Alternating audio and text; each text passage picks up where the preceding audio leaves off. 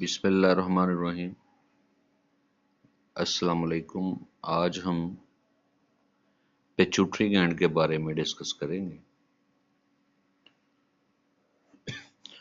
और pituitary gland के बारे में जो सबसे इम्पोर्टेंट बात याद रखने वाली है सॉरी फॉर दैट, वो ये है कि पिट्यूटरी ग्लैंड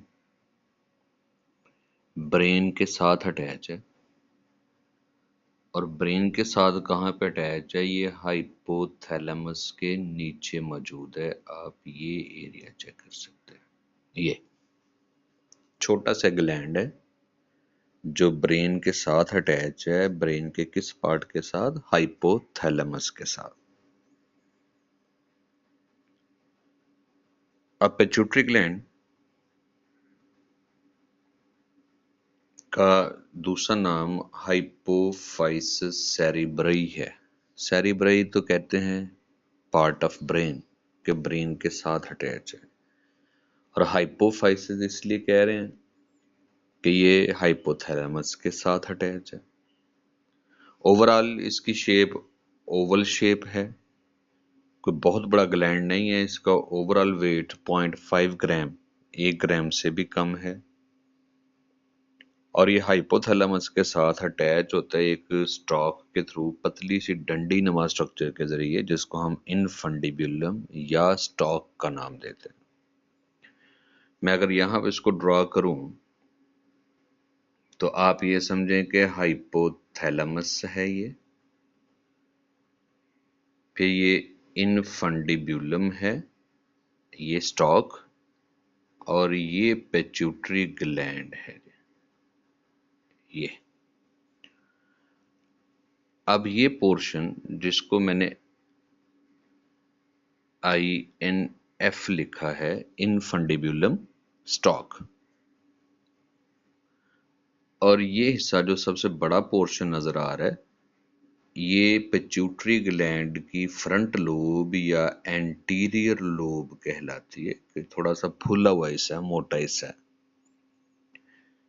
ये छोटा हिस्सा जो है ये है पोस्टीरियर लोब, और ये वाला जो हिस्सा नजर आ रहा है इसको इंटरमीडिएट लोब का नाम दिया जाता है। तो तीनों लोब में से डिफरेंट टाइप के हार्मोन रिलीज होते हैं जिनके टारगेट डिफरेंट हैं, और ये हार्मोन डिफरेंट फंक्शन परफॉर्म करते हैं। तो हमने यही देखना है कि ये डिफरेंट लोब के हार्मोन किस तरह से रिलीज होते हैं, कब रिलीज होते हैं, और इनका फंक्शन क्या होता है।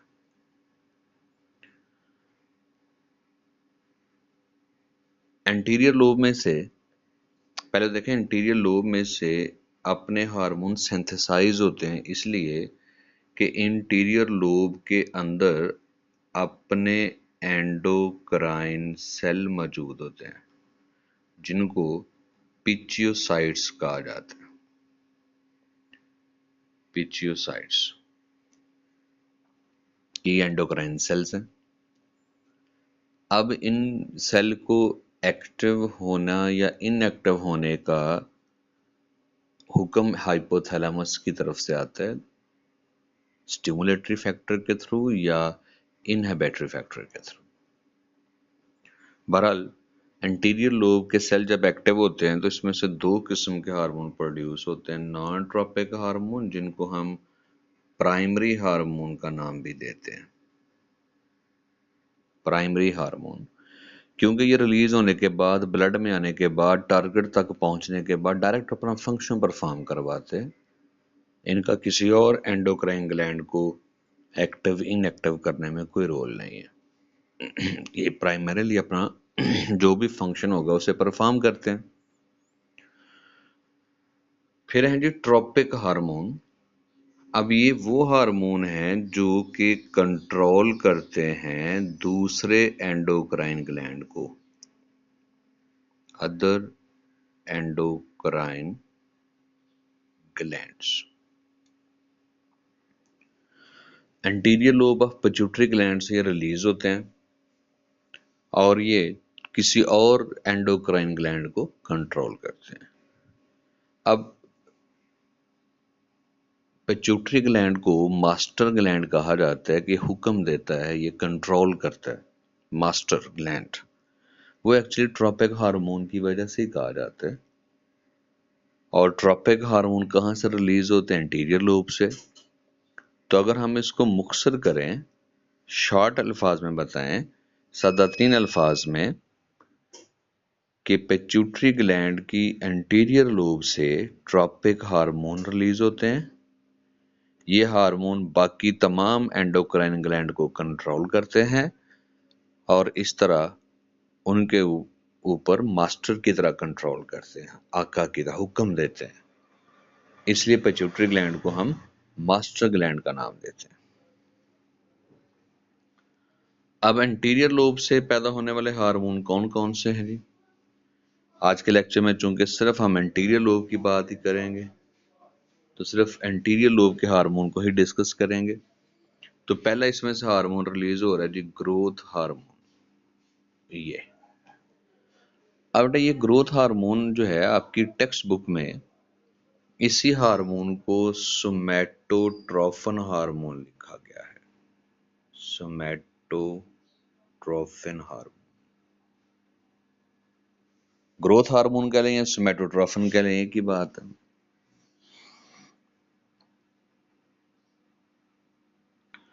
अब ये ग्रोथ हार्मोन प्रोड्यूस कैसे होता है, इसका मैकेनिज्म क्या है जी? पहले तो हाइपोथैलेमस में से, ये हाइपोथैलेमस एक स्टिमुलेटरी फैक्टर प्रोड्यूस होता है, सोमैटोट्रोफिन रिलीजिंग फैक्टर, जो पूरी जिंदगी प्रोड्यूस होता रहता है।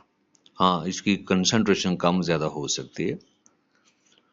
थ्रू आउट लाइफ ये सोमैटोट्रोफिन रिलीजिंग फैक्टर प्रोड्यूस होता है। कहाँ से? हाइपोथैलेमस में से। ये कंटिन्यूसली स्टिमुलेट करता रहता है एंटीरियर लोब को, और एंटीरियर लोब से कंटिन्यूसली सोमैटोट्रोफिन हार्मोन या ग्रोथ हार्मोन प्रोड्यूस होता रहता है।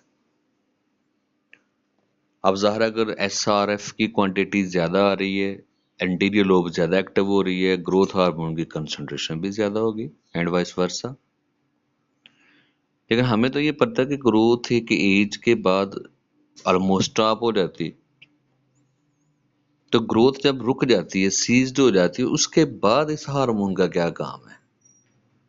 उसके बाद इसका काम ये है कि ये बॉडी के अंदर प्रोटीन सिंथेसिस को फिर एनहांस कर देता है, इंक्रीज कर देता है। सेक्सुअल मैच्योरिटी से पहले पहले, एडोलेसेंस से पहले पहले तो ये हाइट में इजाफा करता है, बॉडी ऑर्गन के साइज में इजाफा करवाता है by promoting cell division. Bones की लेंथ बढ़ेगी, फिर उस हिसाब से आर्म्स और लेग्स की लेंथ बढ़ेगी, वर्टिब्रल कॉलम का साइज बढ़ेगा, तो हाइट में इजाफा होगा।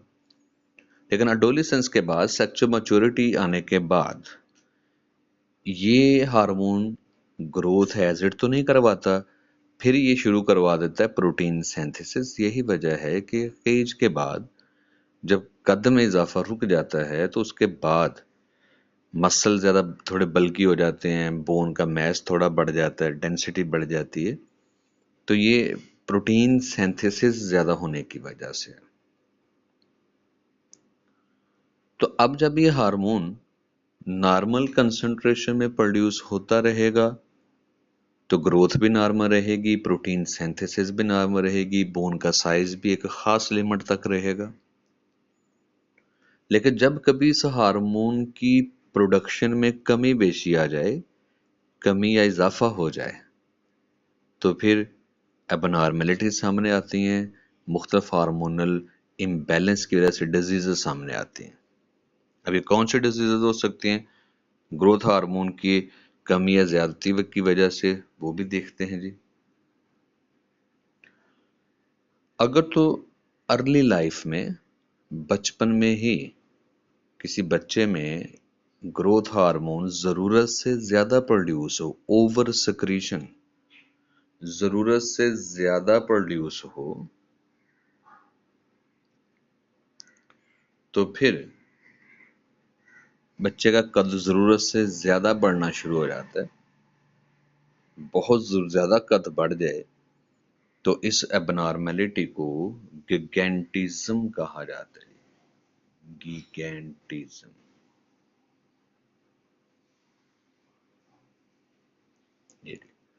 कभी एबनॉर्मेलिटी पैदा होती है जब बचपन में, अर्ली लाइफ में ग्रोथ हार्मोन ओवर प्रोड्यूस हो। अब ये जो पिक्चर आपको नजर आ रही है, ये मिस्टर नसीर हैं, नसीर सोमरो। ये पाकिस्तान के लंबे तरीन शख्स में इनका शुमार होता है, खास में शुमार होता है। तकरीबन 7 फीट से 8 फीट के दरमियान इनका कद है। और अब इसके एक और कंडीशन की तरफ चलते हैं कि अगर कोई शख्स अडल्ट एज में एंटर हो चुका है, असूली तौर पे वहां पे जाके इस हार्मोन की कंसंट्रेशन काफी कम हो जाती है, लेकिन अडल्ट एज में भी जाकर अगर ग्रोथ हार्मोन ओवर प्रोड्यूस होता रहता है तो फिर इसकी वजह से एबनॉर्मेलिटी पैदा होती है जी, एक्रोमेगैली। एक्रोमेगैली। और इसकी साइन और सिम्टम्स क्या हैं? ये जो जबड़े हैं, जॉ, इनका साइज बहुत ज्यादा बढ़ जाता है। इनका चेहरा जो है, चेहरे की हड्डियां बहुत ज्यादा लार्ज साइज की हो जाती है और इनका फेस बहुत लार्ज साइज का हो जाता है। इसके अलावा हैंड और फीट जो हैं, इनका साइज बढ़ना शुरू हो जाता है। देखिए ये नॉर्मल हैंड है और ये एक्रोमेगैली का जो शिकार शख्स है उसका हैंड है। फिंगर के साइज में फर्क देख सकते हैं, ओवरऑल हाथ की चौड़ाई में फर्क आप देख सकते हैं। और ये बड़े मशहूर एक रेसलर हैं, इनसे आप वाकिफ होंगे, और ये भी एक्चुअली एक्रोमेगैली का ही शिकार है। इनके जबड़ों का साइज भी आप देख सकते हैं। फिर इनके जो हाथ हैं उनका और फीट हैं, उनका हाथ नॉर्मल, उनका साइज नॉर्मल इंसानों से कहीं ज्यादा है। अब आप ये देखें कि अगर ये हार्मोन अर्ली लाइफ में प्रोड्यूस ही ना हो रहा हो या बहुत कम प्रोड्यूस हो, अंडर सिक्रीशन, कि अगर ग्रोथ हार्मोन बहुत कम क्वांटिटी में प्रोड्यूस हो रहा हो, डेफिशिएंसी भी आप इसको कह सकते हैं, अंडर सिक्रीशन भी कह सकते हैं, तो फिर हाइट में इजाफा नहीं होता। आप यहाँ पे देख सकते हैं हाइट में इजाफा नहीं होगा तो कद बहुत छोटा रह जाता है। इस कंडीशन को ड्वार्फिज्म कहा जाता है। ड्वार्फिज्म। तो ये था जी ग्रोथ हार्मोन। और यहाँ पे आप देखें, अभी तक जितना हमने आपकी टेक्स्ट बुक के मुताबिक पढ़ा है, ग्रोथ हार्मोन डायरेक्ट ग्रोथ करवा रहा है, प्रोटीन सिंथेसिस करवा रहा है, ये किसी और एंडोक्राइन ग्लैंड के साथ इसका लिंक नहीं है।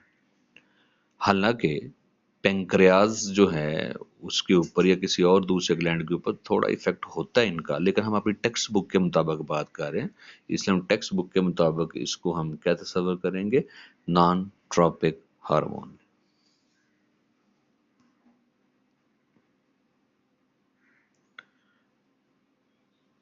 उसके बाद हम एक और हार्मोन की तरफ आते हैं जी। हार्मोन का नाम है जी TSH, थायराइड स्टिमुलेटिंग हार्मोन। इसका भी मैकेनिज्म समझ लीजिएगा। पहले हाइपोथैलेमस में से हार्मोन प्रोड्यूस होगा TRF, थायरोट्रोफिन रिलीजिंग फैक्टर। पूरा नाम आपकी टेक्स्ट बुक में मेंशन है, थायरोट्रोफिन रिलीजिंग फैक्टर। ये स्टिमुलेट करेगा एंटीरियर लोब को। ये मैंने पॉजिटिव का साइन लगाया, इसका स्टिमुलस दे रहा है, एक्टिवेट कर रहा है। एंटीरियर लोब जब एक्टिव होगी तो इसके कुछ सेल में से प्रोड्यूस होना शुरू हो जाएगा TSH hormone. Thyroid stimulating hormone. ये ब्लड के थ्रू हमारी नेक में मौजूद थायराइड ग्लैंड को एक्टिवेट करेगा, पॉजिटिव साइन एक्टिवेट करेगा, और थायराइड ग्लैंड में से थायराइड हार्मोन प्रोड्यूस होना शुरू हो जाते हैं। बहुत सारे हार्मोन होते हैं, लेकिन यहाँ पे हम जिक्र करेंगे थायरॉक्सिन हार्मोन का। अब थायराइड ग्लैंड जो है वो नेक में मौजूद है, इसका अपना कंट्रोल किसके पास आ गया? Anterior lobe of pituitary gland. फिर सुन लीजिएगा, हाइपोथैलेमस में से रिलीज होगा थायरोट्रोफिन रिलीजिंग फैक्टर, ये एक्टिवेट करेगा एंटीरियर पिट्यूटरी को। यहाँ से रिलीज होगा TSH hormone, thyroid stimulating hormone, और ये एक्टिवेट कर देगा थायराइड ग्लैंड को, और थायराइड ग्लैंड से कंटिन्यूसली क्या प्रोड्यूस होता है? Thyroxine hormone.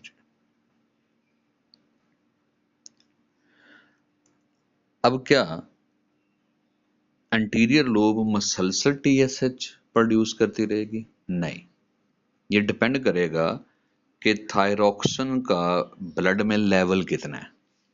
सपोज करें ये एक्चुअली नेगेटिव फीडबैक मैकेनिज्म पे काम करेगा, इसको जरा समझिएगा। अगर ब्लड में थायरॉक्सिन का लेवल जितना कम होगा उतना ही TSH हार्मोन ज्यादा प्रोड्यूस होगा, क्योंकि ब्लड के अंदर थायरॉक्सिन हार्मोन की डेफिशिएंसी आ रही है। होम्योस्टैटिक सिस्टम ने कहा है जी कि इसका लेवल दोबारा इंक्रीज होना चाहिए, तो एंटीरियर लोब जो है वो ज्यादा क्वांटिटी में TSH प्रोड्यूस करना शुरू कर देती है। अब TSH ज्यादा होगा तो थायराइड ग्लैंड की एक्टिविटी ज्यादा होगी, थायरॉक्सिन हार्मोन ज्यादा प्रोड्यूस हो, एंड वाइस वर्सा, ये इसके उल्ट समझ लें आप। अब ये जो TSH हार्मोन है ये कब तक प्रोड्यूस होता रहता है? ये स्पेशली जो हमारी ग्रोथ एज होती है उसमें ये काफी हाई लेवल पे प्रोड्यूस होता है, ग्रोथ और डेवलपमेंट के लिए।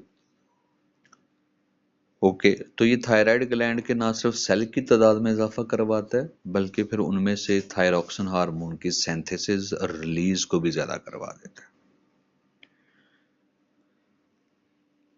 अब सपोज करें कि ब्लड के अंदर थायरॉक्सिन पहले ही हाई क्वांटिटी में है, तो definitely homeostatic system anterior lobe को इनएक्टिव कर देगा।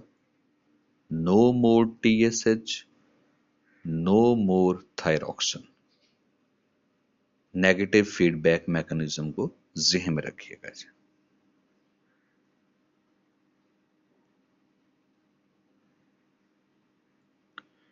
उसके बाद एक और हार्मोन हम देखते हैं, ACTH। स्क्रीन पे आपको नजर आ रहा लिखा हुआ, मैंने अंडरलाइन भी कर दिया इसे, ACTH। पहले तो इसका पूरा नाम समझिए। पूरा नाम इसका क्या है? एड्रीनो कार्टिको ट्रॉफिक हार्मोन,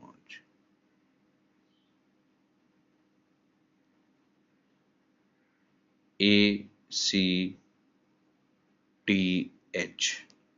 यह एब्रीविएशन हो गया, एड्रीनो कार्टिकोट्रोफिक हार्मोन। अब इस हार्मोन का काम क्या है? ये एंटीरियर लोब से रिलीज होता है और एड्रीनल ग्लैंड को एक्टिवेट करता है, और बेटा एड्रीनल ग्लैंड किडनी के ऊपर मौजूद होता है। अब ये ग्लैंड किडनी के ऊपर मौजूद जरूर है, लेकिन ये जो है किडनी का एक्सक्रीशन में उस तरह से इसका रोल नहीं है जो किडनी के नेफ्रॉन परफॉर्म कर रहे होते हैं। इसका हार्मोनल एंडोक्राइन फंक्शन है। एड्रीनल, रीनल कहते हैं किडनी को ऐड करना ऊपर, एड्रीनल ये ग्लैंड किडनी के ऊपर मौजूद होते हैं। अब इंटीरियर लोब से ACTH हार्मोन क्यों प्रोड्यूस होगा? उसका भी एक पूरा मैकेनिज्म है। पहले उसी स्टेज पे चलते हैं। हाइपोथैलेमस में से एक हार्मोन प्रोड्यूस होगा कार्टिकोट्रोफिक रिलीजिंग फैक्टर। पूरा नाम आपकी बुक में मेंशन है, कार्टिकोट्रोफिन रिलीजिंग फैक्टर। ये एक्टिवेट करवाएगा एंटीरियर लोब को। एंटीरियर लोब से प्रोड्यूस होगा ACTH हार्मोन। ये जाकर एक्टिवेट कर देगा एड्रिनल ग्लैंड को जो किडनी के ऊपर है। एड्रिनल ग्लैंड एक्टिव होकर प्रोड्यूस करेगा कार्टिकल हार्मोन, और ये हार्मोन केमिकली स्टीरॉयड हार्मोन होते हैं। स्टीरॉयड्स, इनकी केमिकल नेचर स्टीरॉयड होती है, जो एड्रिनल ग्लैंड में से रिलीज होते हैं। सारे तो नहीं, लेकिन ये एड्रिनल ग्लैंड में से फिलहाल ये जिनको आप कॉर्टिकल हार्मोन कह रहे हैं, ये स्टीरॉयड इन नेचर है। हालांकि से एड्रिनल ग्लैंड से ऐसे हार्मोन भी प्रोड्यूस होते हैं जो नॉन स्टीरॉयड हैं, लेकिन जब ACTH की तरफ से स्टिमुलस आती है तो फिर स्टीरॉयड हार्मोन ही प्रोड्यूस होते हैं। अब इसका ये मतलब है कि ये स्टीरॉयड हार्मोन रिलीज होकर ब्लड में आ रहे हैं। ये काम क्या करेंगे? ये स्टीरॉयड हार्मोन जो हैं, ये आपको स्ट्रेच सिचुएशन को फेस करने में मदद देते हैं। कोल्ड हो, हीट हो, पेन हो, फ्राइट, खौफ हो, इन्फेक्शन है बॉडी में कोई, तो कोई भी स्ट्रेस कंडीशन है, शॉक कंडीशन है, तो उसको फेस करने में आपको हेल्प होती है। अब कब तक ये स्टीरॉयड हार्मोन प्रोड्यूस होते रहेंगे? जरा ये डिपेंड करेगा कि जब तक ACTH की तरफ से स्टिमुलस आ रही है। ओके, आप देखें, ये भी नेगेटिव फीडबैक मैकेनिज्म है। यहां पे भी आप सपोज करें कि ब्लड के अंदर स्टीरॉयड का लेवल बहुत हाई हो गया, स्टीरॉयड हार्मोन की कंसंट्रेशन बहुत हाई हो गई है। डेफिनेटली एंटीरियर लोब में से मजीद ACTH हार्मोन प्रोड्यूस होना बंद हो जाएगा। No more ACTH hormone, no more stimulus to adrenal gland, and no more production of steroid। इसके अपोजिट चलते हैं। सपोज करें कि ब्लड के अंदर स्टीरॉयड हार्मोन की कंसंट्रेशन कम है, डेफिनेटली होम्योस्टैटिक सिस्टम चाहेगा कि स्टीरॉयड का लेवल और बढ़े, इसकी क्वांटिटी और बढ़े, नॉर्मल से भी कम स्टीरॉयड है, तो फिर एंटीरियर लोब को और एक्टिवेट किया जाएगा। मोर ACTH, more stimulus to adrenal gland, and more production of steroid hormone। तो ब्लड के अंदर स्टीरॉयड हार्मोन का लेवल एक्चुअली डिटरमिन करता है कि एंटीरियर लोब से कितना ACTH प्रोड्यूस होगा। अगर ब्लड में पहले ही स्टीरॉयड हार्मोन हाई कंसंट्रेशन में है तो एंटीरियर लोब में से ACTH प्रोडक्शन रुक जाती है, एंड वाइस वर्सा। इसके अपोजिट कंडीशन है।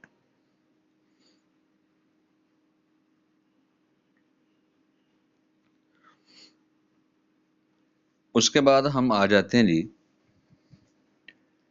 Gonadotropic hormone. उससे पहले मैं एक और हार्मोन का जिक्र कर देता हूँ, सॉरी, गोनेडोट्रोपिन को हम 1 मिनट के बाद जरा देखते हैं। ये एंटीरियर लोब से एक हार्मोन प्रोड्यूस होता है जी, प्रोलैक्टिन।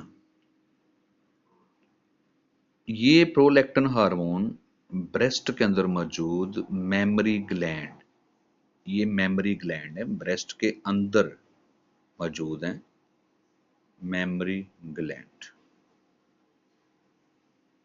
तो प्रोलैक्टिन हार्मोन मेमरी ग्लैंड को स्टिमुलस देता है और मेमरी ग्लैंड के अंदर मिल्क प्रोड्यूस होना शुरू हो जाता है।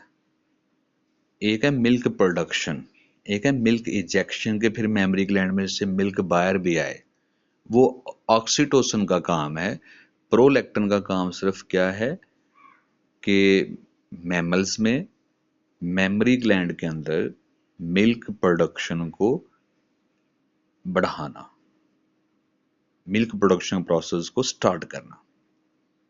और ये हार्मोन प्रेगनेंसी से पहले प्रोड्यूस नहीं होता,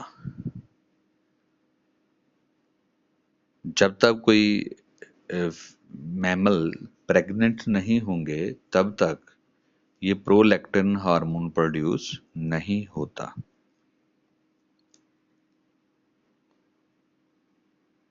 ओके, अब हम बात करते हैं जी गोनेडोट्रोपिक हार्मोन। पहले तो इसके नाम पे जरा गौर फरमाइएगा, गोनेडोट्रोपिक,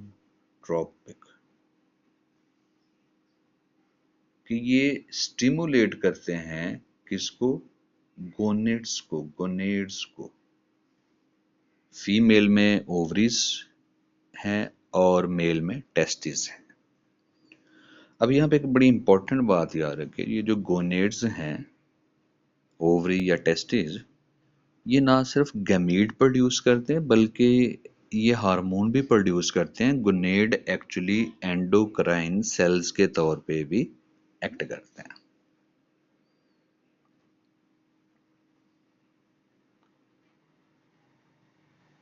अब इन गोनेड्स को स्टिमुलस कहाँ से आती है, फिर ये इनमें से फर्दर कौन कौन से हार्मोन प्रोड्यूस होते हैं, तो इसको हम इंशाल्लाह कल के लेक्चर में कंटिन्यू करेंगे। यहाँ तक जो आज हमने पढ़ा है, यहाँ से कोई क्वेश्चन है तो फिर आप पूछ लीजिए जी।